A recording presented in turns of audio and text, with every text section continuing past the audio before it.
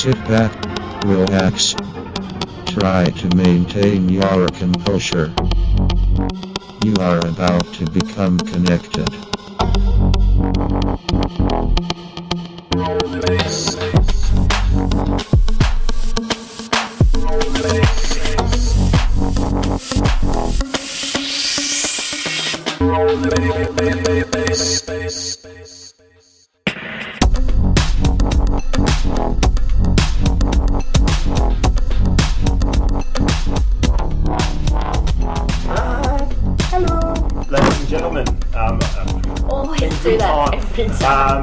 We would like to welcome you to the Connect podcast number 18. We have George Simpson from the Victorian UFO Research Society. No, ex-Victorian UFO Research Society. The ex, I wasn't going. I was there years ago. Oh, was there? But that's fine. Okay. He knows a lot of shit about aliens. UFO sightings locally, internationally. We are extremely interested and very happy to have him on. Yeah, definitely. This is exciting. This is exciting. We live in exciting times, and hopefully we're going to get to the bottom of some stuff in this podcast. If we have it my way, everyone will know that aliens exist within the next 12 months. And Sean's one of them. If we have it my way, I'm not an alien. There's a possibility. I'm pretty sure you are. All right. So, George, where can we get started? There's so much to cover. Where can we get started? Yeah, it's a very, very broad subject. I suppose let's get the. Can we talk about crop circles first? Because I just want to knock that one out. Well, crop circles. I was going to go down the road of explaining the general perception of what UFOs are in the community, and really get to the bottom of that. So we start on a good footing. I think a lot of people. How do you feel about that? I think a lot of people in the community. What are a lot of people in the community like? Are you a believer or a non-believer? Do people care? From your perception of the people you meet and speak to, are you regarded as just a? Do you find you're bashing your head against a brick wall sometimes with people? Do they believe? Are they believers? Can you? This is what I'm talking about. I'm interested. I'm trying to get a general perspective of what the community is. So how does the world feel about this? Especially in Australia? Is it very, very unusual and sort of a big conspiracy? If I was to say, have an overview of the whole subject, most of the people that I would have met or spoken to that have had UFO sightings don't talk about it anymore because they get ridiculed. Yeah, certainly. Right? So there is a heck of a lot of ridicule and negativity out there. A lot of people who have a very sceptical attitude just are people who haven't seen anything themselves. Yeah. A lot of people start off really sceptical, but then they see something and it completely shakes their foundations. Yeah. And then they go into research and they start looking to find out why, what, and they get obsessed with it. That happened to Robbie Williams in recent years. Oh, really? There's been a lot of people talking about how his girlfriend dumped him because all he would do is sit on the computer all day looking at aliens and UFOs and stuff. He got obsessed with it. You do. Now I don't know why. He might have seen something, right? Well, he might have seen something. Yeah. If you're like me and you've been involved in UFO research for 30 years, you get sick of it, Yeah, you get tired of it and you don't want to hear about it. And someone wants to report a UFO and you heard it before, it loses a bit of its gloss. But I've had a lot of different sightings myself over the years. Right throughout my life, I've had different little sightings here and there, And what are you looking at? And I've got an open mind about it. Are we looking at, the general conception is, when I see a lot of stuff on YouTube, I see the general thing that I'm seeing is not a saucer or something. It's more like sort of three or four or whatever, 5 sort of small lights in the sky. Well, they could be small, but they sort of are circling around each other. Not really a formation. That's a general gist I get. I don't know. There's all kinds of different aircraft, different things that are seen and reported by different people. All kinds of different light shows or whatever.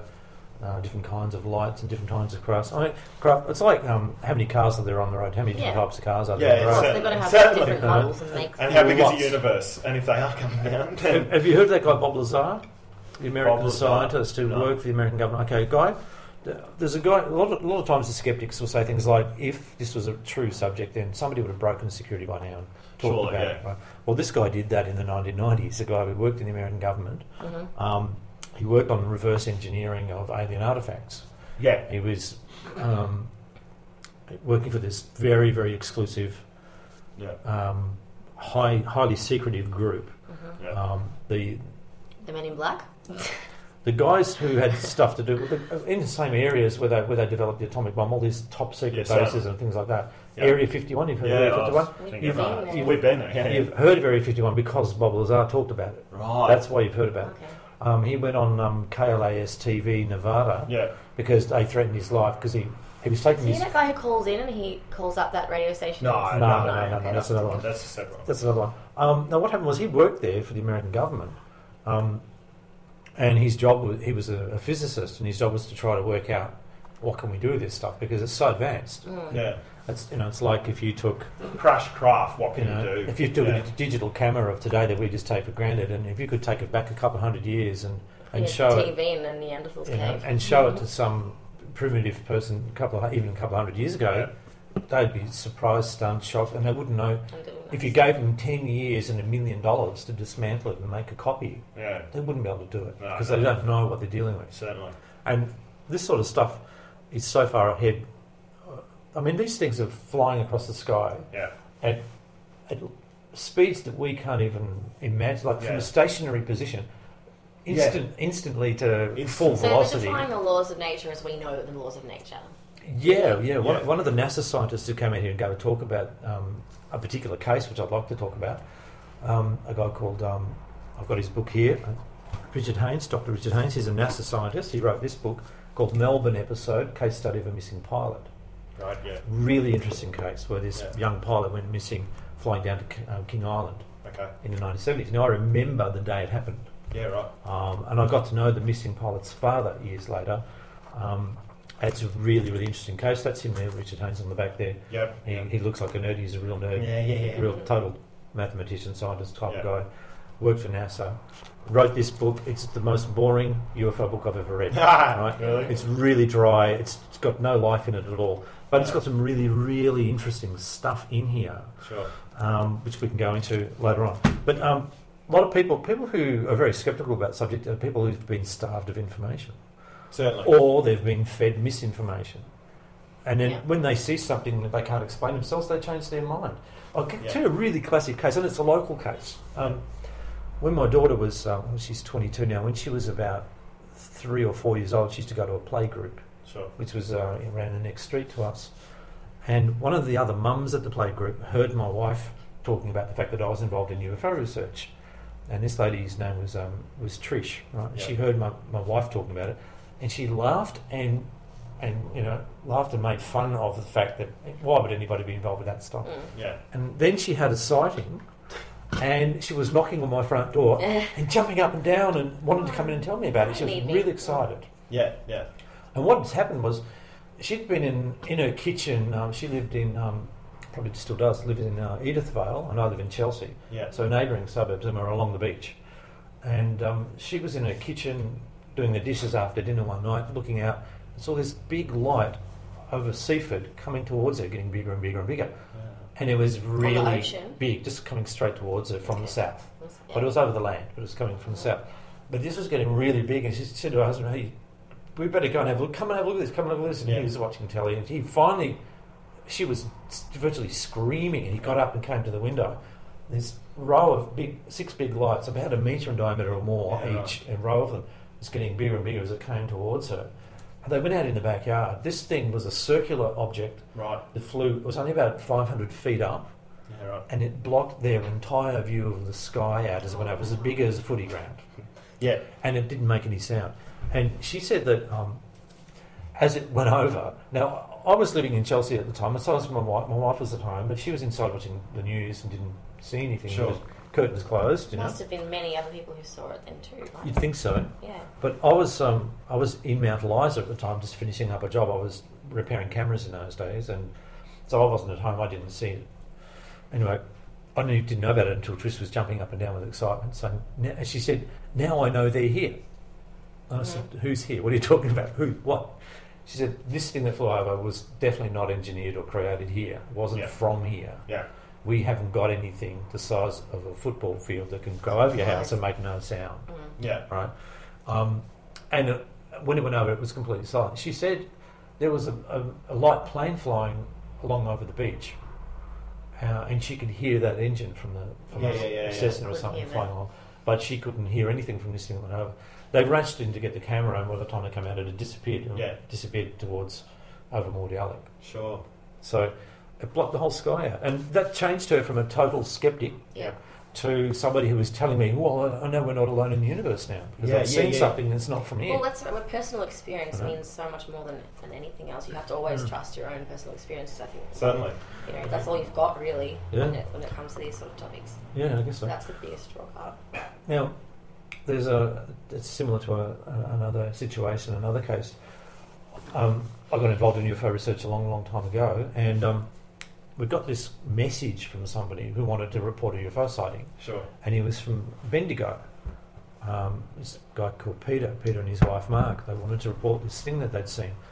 And they said, look, this is the last time we're going to try to report this. We've tried and tried and tried, and we don't get any response from anybody. Yep. There's a lot of UFO groups out there. You mentioned that I was from Viewforce. Well, I was a long time ago. Yep. They're one of the groups that they don't respond if you send them a UFO report. Oh, really? Don't hear anything. You won't ever hear anything, no. What, do they just catalogue it or something? No, yeah, whatever. But they used to have meetings and everything. They're virtually defunct now. Yeah, right. The president of the society died last year, and I went to the funeral. Sure. And the vice president died within 6 weeks of that person too. Oh wow! So. And he was Paul Norman. He was 96. Yeah, right. And she was 88. Yeah. I think Judy McGee was 88 when she died. Anyway, people would send them reports, and they were tired of it. I'm fed up with it. They didn't need convincing anymore. They sent so many reports. They didn't need to know anymore. Sure. And so they sort of should have passed it on to younger, more enthusiastic people a lot earlier. Yeah, definitely. You know. So it just fell apart. So it's just fallen apart. Yeah, certainly. There was only 3 other people from the UFO Society days that she was involved with for many, many years. There was only 3 others there. They were all committee guys. Yeah. And I was on the committee for 8 years. But the group that I'm involved with now, I left them in kind of not the greatest terms. I'm good at that too. Yeah, because I got really fed up with the way they run things, the way they did things, the way they treated people. The people that came to the meetings, they didn't have any respect for the people that came to the meetings. Experienced by them and they didn't want to know about any of this alien abduction stuff. That seems like counterproductive to what they're fucking trying to do. Really, doesn't it? Like, shouldn't you be inquisitive? And they kind of were just interested in UFO reports and hardware and stuff. That's all they were interested in. They were interested, as they would say, in nuts and bolts and nothing else. Yeah, right. So that's all they were interested in. And they upset a lot of people because they were very, very sort of close-minded. And you'd send them reports and never get a response. I'd send them articles to publish in their publication, and they just wouldn't publish them. Yeah, right. And they'd send them back, and so I'd send them to somebody else, and they'd get published, and then they were really upset with me. Really? That's one of the reasons I left, because I started writing for this magazine. Okay, UFOologist. Ufologist, yeah. Ufologist. Ufologist. Now, the group that puts this together, Diane Harrison is the lady who started this new group, a UFO group in Australia called, she called it AUFORM. Yeah. Right? Australian UFO Research Network. Okay, so I run the Victorian branch of that. Okay. I stumbled across the magazine once in a newsagent. I thought, I didn't know we even had an Australian UFO magazine. Surely. Right? I didn't know. I didn't know we had one. I'll look it up. That is one that was published and put in the newsagents. At the time, the group I was with, which was Viewforce, had their own little magazine that they put out for the members. Yeah. It was like a church bulletin board that they hand printed, sort of thing, And it was sort of all very sort of out of date and very old, sort of old time, old school. And here are these guys putting out this kind of a glossy magazine type of thing. And I just rang them up. I just rang up the editor one day and said, look, do you have anything on Victoria? And they said, no. I just said, would you like a correspondent from Victoria? Sure. I can do that. Yeah. And they said, yeah. So great. I said, okay, well, I'll write your articles and I'll send them to you. I had lots of articles to send them because they were getting knocked back in the group I was in. Yeah. And if they knock them back, well, I'd publish them in this, and this would go around Australia. What do you normally write about? Is it just an account of an experience or a contact? Or what do you normally write about? Oh, all kinds of things. Anything UFO related. Any news about UFO stuff. Yes. I was trying to keep it like new and topical and exciting and interesting for the members. I used to get up and talk publicly at the UFO Society meetings